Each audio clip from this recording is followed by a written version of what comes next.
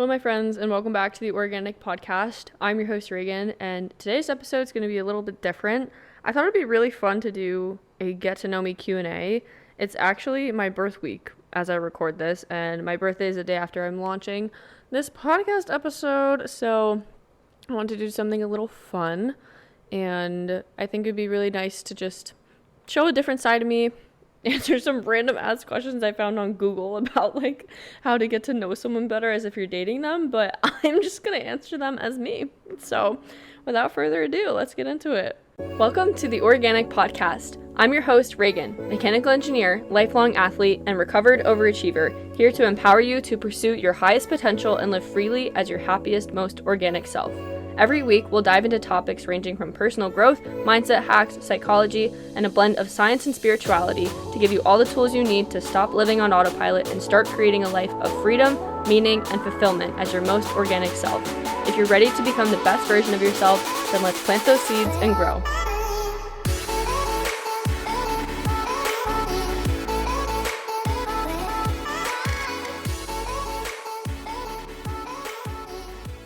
Alright, you guys, I'm actually really excited to answer these questions. I feel like I haven't done like anything like personal here, not for the intention of like, I don't know, sharing advice or wisdom in a long time. I did one Q&A or like random get to know me better on my YouTube like a freaking decade ago, it feels like.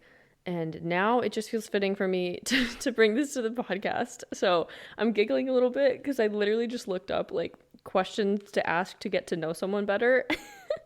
And I just picked out like 24 random ones. So we are going to start with number 1.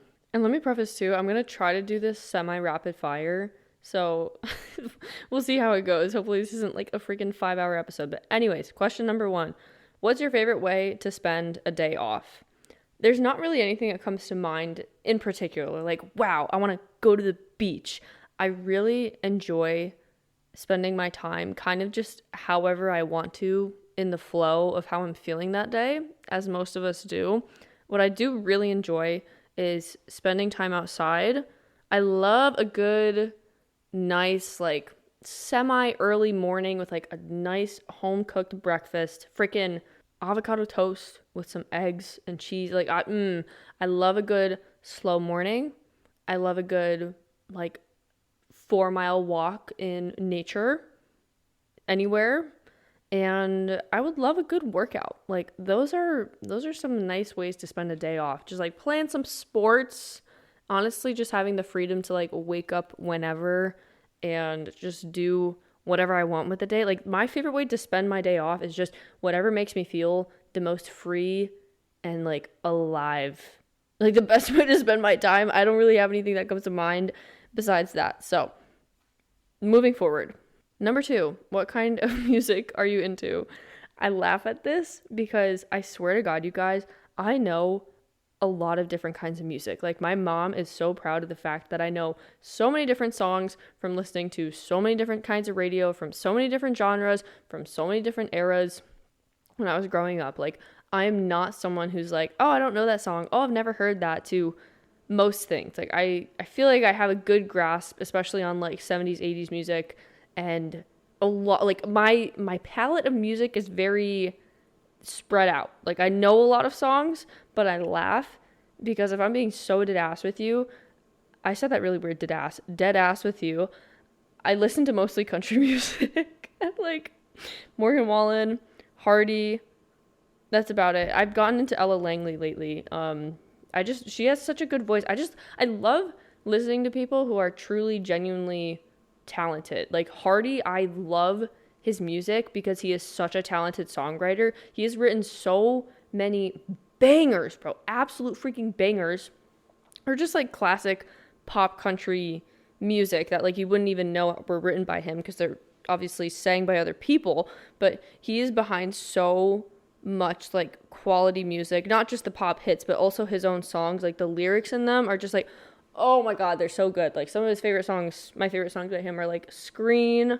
I love the song Everybody Does by him as well. Like I love his deeper songs. I don't know. And country music just has the vibe to it that's more like, you know, things that I appreciate more then a lot of general like pop culture, very like, I don't know, I don't really like pop music. I don't really like rap music. Like there's just, I don't know. Country's my vibe. I like it. I know that I like it. It's kind of old reliable, so that's all I really listen to.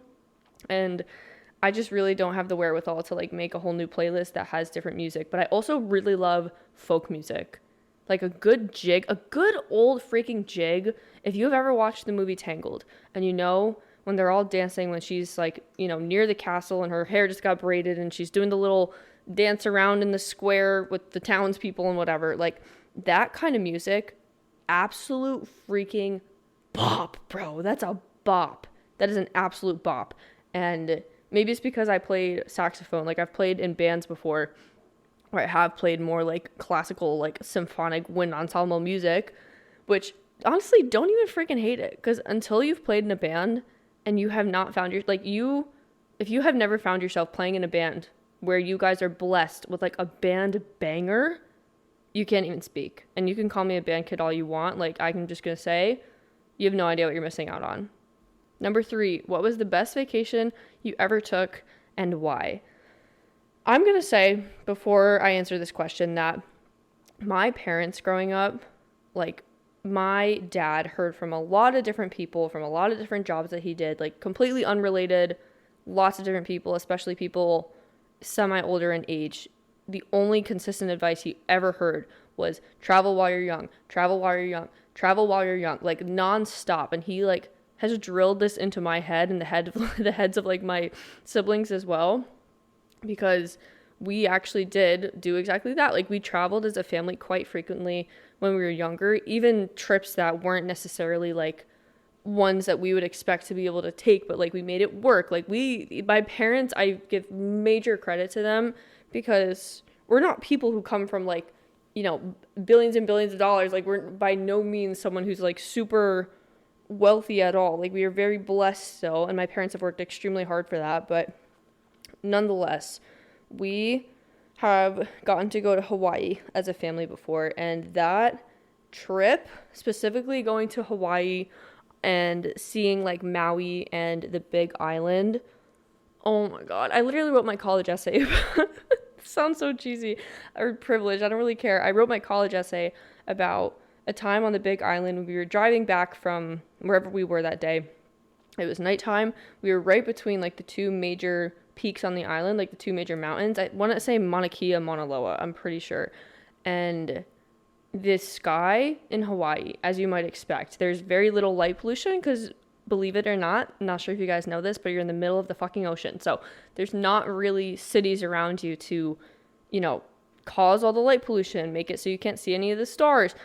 And I'm someone who absolutely loves space, astronomy, and astrophysics, anything in the realm of like universal exploration, astronomy, etc. Like I love that shit. I used to watch How the Universe Works all the time when I was a kid. Like I was fascinated by it. I love it. Like it partially motivated why I decided to study mechanical engineering, because I was like, maybe I'll do aerospace engineering along the vein of, you know, space exploration, that kind of thing. And on this trip on the Big Island, we were driving back, like I said, no light pollution here, and we decided to get out just to look at the stars. I shit you not, like I have never seen more stars in the sky in my entire life. And it just made me think to myself, like how like what was life like back when like ancient Greece, or like just ancient cultures in general, like the history of humanity, like how was it to be able to just look up at the night sky with no light pollution from like way more places on Earth than you ever possibly could right now, and just see that many stars? Like I just can't imagine that. I just can't imagine seeing so many stars being the norm. And obviously Hawaii, I'm sure, still has, you know, better view of the sky than, you know, normal countryside. Nonetheless, though, I was just so awestruck by seeing like such an incredible view of just like the universe around us and the stars and the Milky Way. Like, have you ever seen a star like right above the horizon? I don't think so. I certainly haven't, probably because I live in like a very populated part of the country, but nonetheless, like Oh my God. The beauty of Hawaii is just something that is so sacred that I have so much respect and appreciation for, and I'm very blessed and grateful to have been able to see it. And like that memory of that night, literally just seeing the night sky like that, like that left a mark on my soul, which I know sounds dramatic because it's like, okay, it's just stars, but I don't know, to me it was just something bigger. Like anytime I look at the night sky, I know most of the constellations kind of like a map in my head. Like it's not something that is unusual for me to be keenly aware of, like the sky, but nonetheless, it's just something that I look at the sky, I look at the stars, I look at the planets, and I'm like, isn't that crazy that like we're like they're real, like those are real, like all the stars that we see out in the night sky, like those are actual stars similar to our sun that most likely have planets around them, like real planets. Like we were just looking at those stars. Like I understand this might sound very straightforward, but like I get into like, it's not even trippy to me, but it's just crazy to think about. Like these are real places that we are just looking at in space right now. Like the only thing separating us is like physical distance. This is not just like some speck in the sky. Like that's literally a star. I don't know. It makes me existential, but Hawaii, that trip was definitely just like one of the best vacations that we ever took, and I absolutely loved it. It's just the nature, the experience, the sky, like just it was so nice. Number 4, where's the next place on your travel bucket list and why? I would say probably Glacier National Park. Glacier or Olympic National Park. I'm trying to hit the national parks, all of the ones in the US at least, except fuck the ones in BFE Alaska, because those, like, why did we make a national park so inaccessible? Like, I understand the point of national parks is not all for just access, but when I think of wanting to check off every national park on the list of US national parks, and I see Gates of the Arctic in literal bumfuck nowhere, as one would expect, considering it's the gates to the Arctic, it's just like, how am I ever going to get there? But side tangent over. I would really, really, really love to see Glacier National Park and or Banff. Like, oh my God, the Pacific Northwest in the U.S. is just so gorgeous. Any national park out west is just absolutely beautiful. And I'm really, really, really looking forward to when I will hopefully be able to hit them, because that'll be gorgeous. But not inside the U.S. I'd really love to go to Iceland, maybe Greece, Italy. Yeah, some classes. But moving forward. Number 5. What are your hobbies and how did you get into them? Honestly, I feel like I don't really have hobbies. Like, I do, but I don't. I play in adult leagues for soccer. Like, I've always kept up with soccer, even since graduating. I really enjoy puzzles. Like, I really love them. I like to journal. I like to read. I like to, I don't know, cook good meals for myself and pet my cat. Like, I don't really feel like I have a particular hobby that I'm like, oh, I go to pottery class every like Tuesday night, or I don't know, crochet. Like, I don't really have an activity like that. So we're going to go with soccer. Soccer, I got into it by starting it at the ripe old age of 5. Everything else has kind of just been an accumulation of like moving forwards in adulthood and figuring out what I enjoy. Number 6, what was your favorite age growing up? 4. Easiest answer, easiest question. Every single year before I turned 4, so I'm told, I do remember this somewhat, I said that my favorite number was my age. And I turned 4, and I said 4 is my favorite number. 4 is also the number that has always been associated with purple. Like, I feel like at amusement parks, with blocks, with anything, I always saw 4 and purple together all the time. And purple was also my favorite color. So I turned 4. 4 is my favorite number. I just love the energy of 4. And then I turned 5, and my favorite number was still 4. And it has remained 4 for my entire life, and that will never change. So, favorite age growing up, I can't not say number 4. Number 7, what was the last thing you read? I am currently reading Crescent City 3, House of Flame and Shadow. If you have not read Sarah J. Maas, like all of her books, you are missing out on genuinely the best like fantasy plot that you could ever read in my opinion. Like, truly, I know a lot of people might write off Sarah J. Maas books as like, oh, it's smut. Sweetheart, if you think this is smut, that like there's probably 0.01% of these books are smut compared to like how much the action is, like the fantasy part of it. It's insane.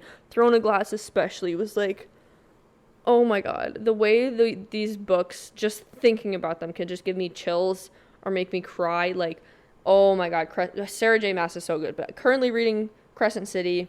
It's really good. I'm almost at the end. I have a problem with reading ahead in books, truth be told. Fucking sue me. So I fear I do already know what happens. I already know what happens for the most part.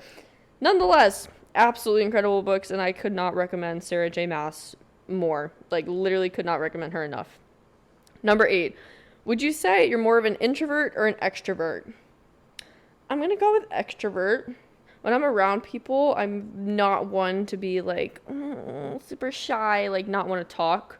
I talk to other people very easily, and I've always been like that. Even like high school, college, I've always been friends with just like kind of whoever. Like I never really had a super set group of like, oh, these are my people, and like these aren't. Like I would talk to band kids who did sports, kids who were nerds. Like I have always just talked to anyone and everyone. I was not always like that. I used to be very introverted as a kid, but growing up, going through high school, I don't know, something just shifted in me, became more of an extrovert, and that has maintained to this day. Although I do 100% go into periods of like hermit crab mode where I am an introvert and I have no interest in putting out excess energy into anyone or anything outside of me for a brief period of time. But that's kind of, it's not all the time. I'd definitely say extrovert more than introvert. Number 9, what was the last TV show that you binge watched? I don't really binge watch TV shows, but I will give a shout out to the show The 100 on Netflix. I don't know if it's still on Netflix. I hope it is. But that show I have rewatched, I think, 7 times. Like, by far, I would always say that is my favorite show that I've ever watched. I don't know how much I really binge watched it. I know I was seriously committed to this show and its characters, and I'm just, like, obsessed with it. It just has everything that I love in a show. Like, again, I'm a dystopian girly, I fear. Like, I grew up being a dystopian girly, and the show just, like, checks all the boxes of just, like, I don't know. I just love it. I love The 100. Number 10. Are you into podcasts, or do you only listen to music? I listen to both. I enjoy Sam Daly's podcast, Make Shift Happen. I enjoy Becca Nichols' podcast, There She Glows.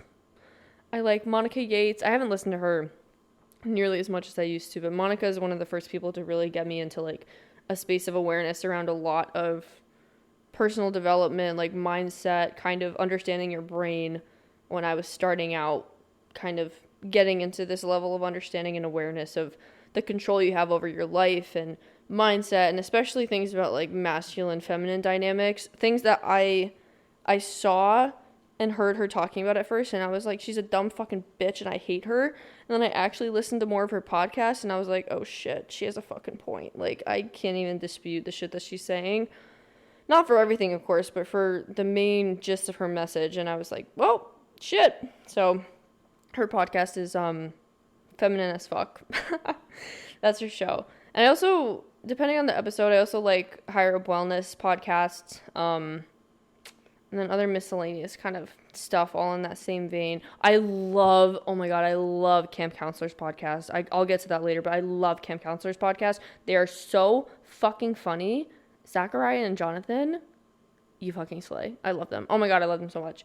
But music, I teeter between podcast and music. It depends on the vibe. I've also been listening to audiobooks lately of my Crescent City 3, so like TBD, but shout out to Spotify, because I am a Spotify girly all the freaking way, and the answer to this question is I listen to both, podcast and music. Number 11, do you have a favorite holiday? Why or why not? Juneteenth. It's my birthday. I don't really have a favorite holiday. Everyone wants to say Christmas. I feel like Christmas stands out as the most notable holiday in terms of celebration and family and everything. Which I'd probably say Christmas. Definitely does not feel the same as it used to growing up, as one would expect. And it's also just like Christmas is kind of like the last precipice of like the good part of winter, and then I feel like we get into January and February. February is the longest, shortest month of the year. Like, I can't. February, if you live somewhere that has 4 seasons and you live in winter, like, it's like, it just drags on forever. It's fucking freezing, and there's no holiday to look forward to, and it's just, March is taking forever to get there, and I can't. So, long-winded answer to that question, I'd probably say my favorite holiday is Christmas, because it's just too good with the vibes, like just the family and the love and the connection, and obviously, celebrating the life of Jesus Christ, even though I don't believe he was actually born on Christmas. I think it's more historically accurate that he was born in the summer, but to celebrate his birthday on that day, like, all cheers to, celebrating his life. Moving forward, number 12. If you could eat only one food for the rest of your life, what would it be? I feel like this is a cheat code, but I'm going to say a chicken wrap, and my boyfriend would be proud of me for saying that. I feel like a chicken wrap with some rice and maybe some zucchini, some cheese, a little bit of ranch in it, like a home-cooked tortilla wrap. That is not a bad meal for the rest of my life, particularly if I could edit the ingredients in said wrap. But I feel like that's the most effective answer, so I'm going to go with that. Number 13. Do you like going to the movies or prefer watching at home? I fucking hate the movies. I'm going to be so for real. I don't like going to the movies at all. Like, by far, prefer watching at home.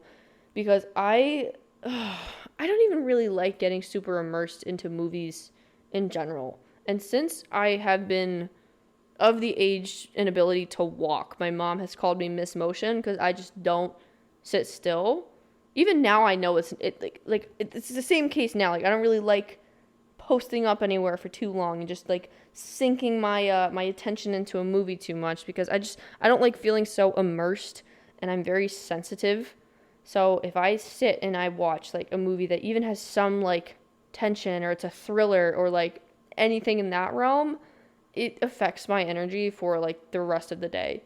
Like, it at least hours after. Like, it's like I have an aftershock where I can't just like unplug from that and be like, oh, that was nice, okay, what are we doing next? Like, it's like this underlying like subliminal absorption of like the energies in the movie that just like really sinks into my subconscious, and I have a hard time shaking it, and that's just amplified in a movie theater setting. And I just like, I don't like it. I like being able to move, I like being able to get up, I like being able to pause. So 100% I would watch a movie at home over the movies every single day.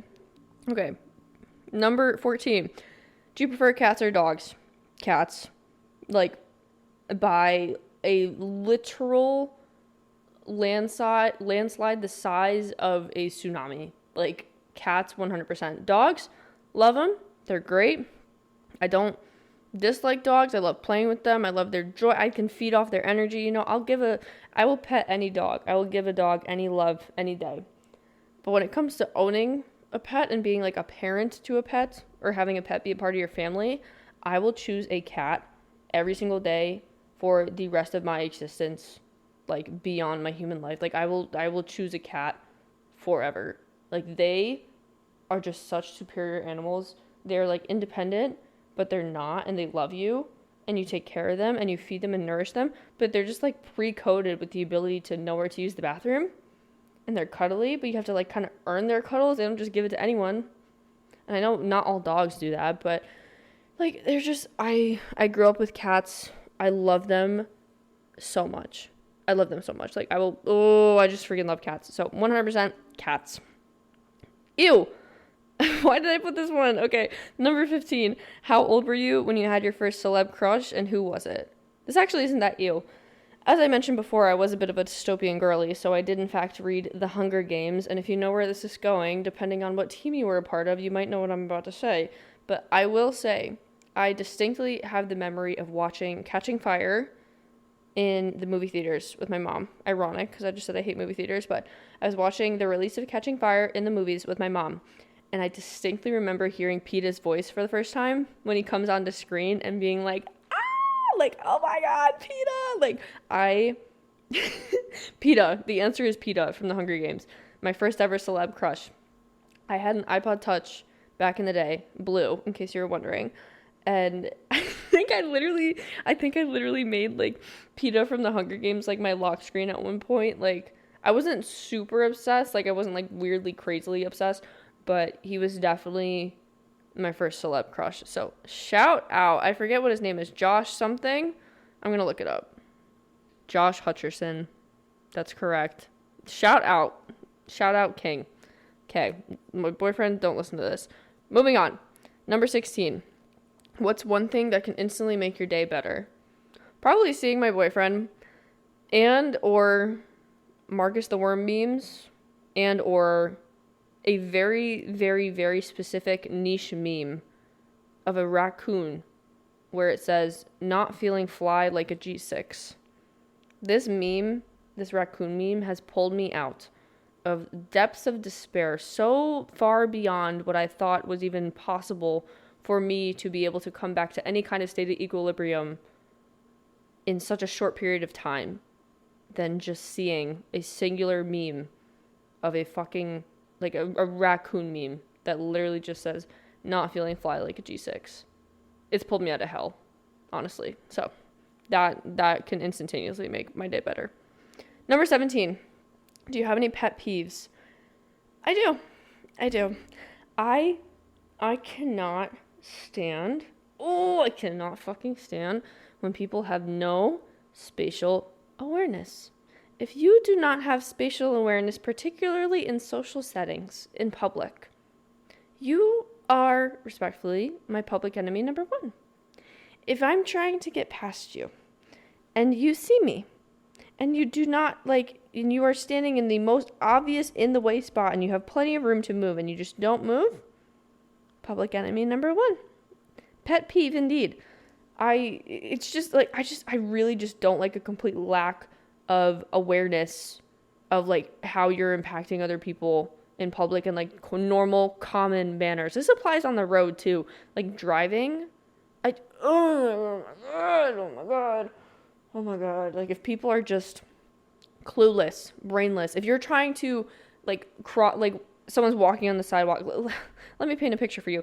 You have a group of 6 walking on a sidewalk in New York City, taking up the entire sidewalk, or on a boardwalk, or wherever you are. Your whole entire group, amusement park, just taking up the entire space to walk forwards. And some people are trying to squeeze past them. Some people are trying to go find a passing lane to get around this monstrosity of a group that is completely blocking all traffic with no care in the world for any kind of awareness about that. You are my enemy. Not actually, but seriously, you need to just fucking move, please. Oh my god. No spatial awareness, walking extremely slow. Those two things combined could drive me literally up a wall the size of Mount Everest. Number 18. What is your favorite meal? Breakfast, lunch, or dinner? I'd say breakfast. Breakfast by far. Breakfast brings me the most joy. A good, at home or going out. I make really good breakfast for myself here. When I'm home, I love a good going out to breakfast or brunch, a good chocolate chip pancake. Or some really nice, full, well-rounded breakfast meal at a diner. Just brings me such an immaculate amount of joy that I just can't even describe it. I love a good dinner too. Lunch is kind of a medium-ish on my list here because oh my god, excuse me. It's kind of just all right. I don't even necessarily always have a full complete beefy lunch. It's usually something a little smaller. I don't know. So if I had to rank them in order, I'd say probably breakfast, dinner, and then lunch. But breakfast is by far my favorite meal of the day. Number 19. What song always gets you on the dance floor? There are a handful of songs that can do this, but they all have the common theme of a song that requires you to participate in some kind of group dance. I'm thinking Cupid Shuffle, Cha-Cha Slide, anything that has a line dancing song to it that I actually know. Any song like that will get me moving and grooving, but I could probably hit a jig to just about anything, I'm not gonna lie.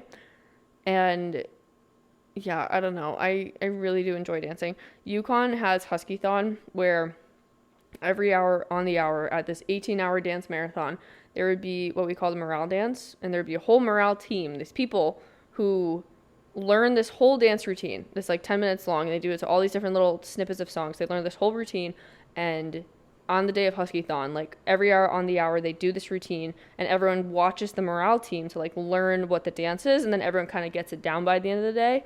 Oh my God, it's just so much fun, bro. It's so much fun. I love coordinated like dancing. I don't know. I just really enjoy it. I think I'd really like line dancing. But yeah, the day of Huskython, oh my God, it's just so much fun. I'd love any dance that like is a coordinated sort of like thing. I don't know. Maybe I sound corny or cheesy, but I just really enjoy it. And let me say, Yukon Huskython morale team. Y'all missed out on including me on that team, because if you accepted my application to be on morale, I am telling you, like, you would have had no one to go more feral with energy that day than me. And you missed out. That's all I have to say. 5 more questions, my friends.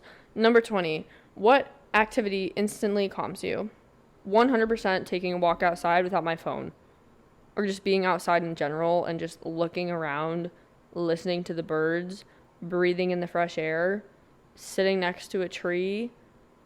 Oh my God. Mother Nature, Mother Earth, just anything that involves me being outside with no external stimulation or any kind of electronics or phone instantly will calm me down.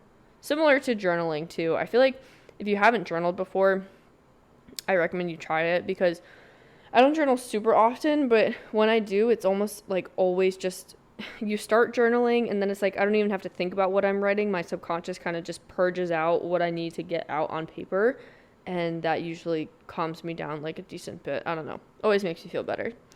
Number 21. What's your favorite season and why? 100% spring. Like, not even close. 100% spring. Life is coming back to everything. The smell in the air just brings me so much joy. The sun is actually starting to be out for a lot longer. The birds are coming back. The trees are starting to bud again.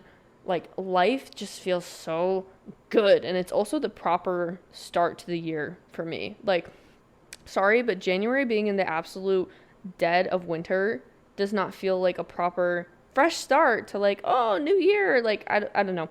It matches the cyclical nature of Earth for me to like more easily connect with the true proper like fresh start to the year happening the same time that spring does. And I just love the new energy. Spring has also been a time where like I played lacrosse in high school. Like, I really, really loved lacrosse. It was like a new thing that I tried. So like always good memories from just the smell of the air in spring. Like, I just love it. I just love it. Best time of the year for school, because like you're almost getting out. Everyone's been together the whole year. Like, it's just, oh, I love spring. I love spring so much. And I also love fall. I'd say if I had to rank the seasons in order, it would probably be spring, fall, summer, winter. No offense to winter, but I just can't do it with the dead of night and the absolute like petrifying cold. Like, I just can't do it. Number 21. Nope, number 22. What causes are you passionate about? There are a lot. A lot. Not as much so causes in that way. Like, I wouldn't call it a cause. I'd say it's more of like a very intrinsic part of me that feels very motivated by the idea of personal freedom and freedom for like everyone. Like, everyone, every group, every person, every single human being on this planet to feel like they are free and living like completely free as themselves and able to do what they want to do and are not being controlled by like a greater system or a greater, I don't know, some other form of like power or control over them that actually forces them to like sacrifice themselves or their power to that thing. Like, I am so heavily motivated by the concept of like actually allowing people to find their maximum amount of personal freedom in a way that best serves them and actually helps make the world a better place, not in a self-serving way, because like it's so intrinsic to me. Like, it gets me so fired up to think about the systems that keep us from being free and keep us in this, like these constant loops of like distraction or sacrificing our power to something or just like not living up to our potential or being like I just being emotionally reactive, like eating food that's not good for us. I hate the systems that exploit that in us and exploit that kind of addiction and distraction and benefit from it. And like freedom from those kinds of things is something that I feel very passionate about in like a very loving way to help people feel like they're living like actually the happiest version of life that is available to them and help making the world a better place in doing so. So I could go on a tangent about that, but that's the whole fucking reason I have this podcast. Oh, another cause I'm passionate about, similar kind of vein in terms of personal freedom, but a little different. I really, really want to help. Like, I appreciate supporting post-grads through just understanding that, like, when you come out of college or even high school, if you don't go to college, like, that transition period when you're going into adulthood is one of the hardest in your entire life. And I feel like no one is ever talking about it enough as we should. I didn't feel that way, at least when I got out of college, and I was like, how the fuck are you all just acting like this is normal? And to be able to, like, be a voice online to share that experience and to validate people's experience with that is something that I really highly value and cherish. So that's another reason I started this whole podcast, and here we are today. So most passionate about freedom and post-grad support. Number 23. Have you ever had a side hustle or considered having one? I have not had a side hustle, and I've considered the idea of, like, it's not even as much a consideration, but I really do feel like the brand, the podcast, like whatever comes to fruition as part of this whole mission of mine, for lack of a better word, I do feel like that's something that's going to turn into an opportunity for me to actually be able to really help people in a more like structured kind of way that, yes, may turn into what is quote unquote seen as a side hustle, but I see it as more of like an expansion of the impact and reach that I desire to have for my community and to expand my community for the sake of like connecting with other people and helping obviously make the world a better place. So I can see that coming to fruition in the future. Don't really know exactly what that looks like, but really do feel like I have some ideas. So stay posted on that. And last but not least, question number 24. What advice would you give to your younger self? Younger self, listen to me real quick here. I know what you're thinking. I know that you are way more stressed out right now than you need to be. And I'm just going to tell you, you need to freaking take a fucking deep breath. Understand that 99% of the shit that you're stressed out about is not actually that big of a deal. And right now, I'm going to need you to lock in on understanding like your subconscious programming and your nervous system and how those two things influence your entire life. And beyond that, with like the stress and the adrenaline and the rushing, like stop giving so much of your energy to this sense of urgency. Like nothing is really that urgent. Nothing needs your attention right away like that. You don't need to constantly be sacrificing so much of your time and energy to making sure that everything gets done and that everyone else is taken care of and everything's handled and you're being like the mom to everyone or the leader. You don't need to be doing that. You simply do not. And the sooner that you learn to like protect yourself in that way and to actually be intentional with how you spend your energy and what you give your focus to, your life is going to get better by like 1,000 times. So just keep going. I'm proud of you. You're slaying. That's probably exactly what I'd say. So if that helped you, which I hope it did, let me know. But this has been 24 questions to get to know me better, a little Q&A. I hope you guys have enjoyed getting to know me a little bit better and just hearing some insights on things that I usually wouldn't share on the podcast or wouldn't really put in as much of a structured episode. But this is really fun. So when you hear this, it will be the last day until my birthday. So happy early birthday to me for a fun episode here. And with that said, I hope you all are doing well. Thank you for listening. Go be your most organic selves, and I will see you in the next one.